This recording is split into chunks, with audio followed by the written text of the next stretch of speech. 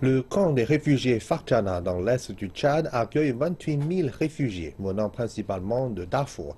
Nourrir toute cette population est un défi et les rations alimentaires ont diminué au fur et à mesure des années. Afin de réduire ce déficit, les locaux et les réfugiés se sont conjointement engagés dans un projet unique pour générer leur nourriture. Farchana, dans l'est du Tchad, une région notoire pour ses conditions climatiques intenses. Cette zone aride possède des hectares d'exploitation agricole. Il s'agit du panier alimentaire de la population locale et des milliers de réfugiés soutenus au camp Farchana. Les terres appartiennent aux agriculteurs locaux qui cultivent ces terres avec les réfugiés. C'est un projet unique et établi l'an dernier par le Haut Commissariat des Nations Unies pour les réfugiés et la Fédération luthérienne mondiale pour parer à la baisse des rations alimentaires des réfugiés. Nous avons accepté de partager nos terres avec les réfugiés car nous partageons la même histoire, la même ethnicité et la même religion. Nous les considérons comme nos frères et nous avons décidé de les aider.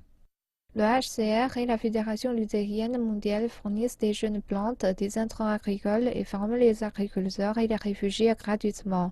Une importante motivation pour les locaux qui possèdent d'immenses terrains. Le projet a fait une grande différence dans nos vies. Avant, on n'avait pas assez de main-d'œuvre sur nos terres. On n'exploitait pas complètement les terres du coup.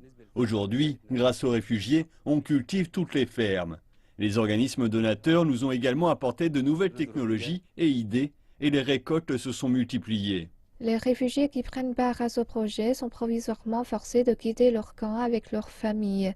Voici une installation de réfugiés ici à Farchana. Il y a 170 foyers dans cette installation.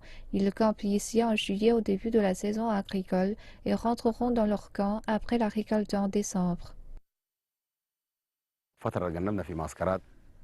Lorsque nous sommes venus au Tchad en 2004, la situation était OK, mais en 2009, les choses ont changé. Les rations alimentaires ont drastiquement diminué. Ensuite, ce projet a commencé l'an dernier et depuis, nous sommes capables de produire notre propre nourriture et même d'en vendre pour joindre les deux bouts. C'est une stratégie qui nourrit non seulement la population de cette région, mais aide aussi les réfugiés à s'intégrer auprès des locaux. Le projet a renforcé la paix entre ces deux communautés. Nous avons formé des comités de résolution de conflits pour s'assurer du maintien de la paix. Une stratégie qui a élevé le niveau de vie des personnes concernées.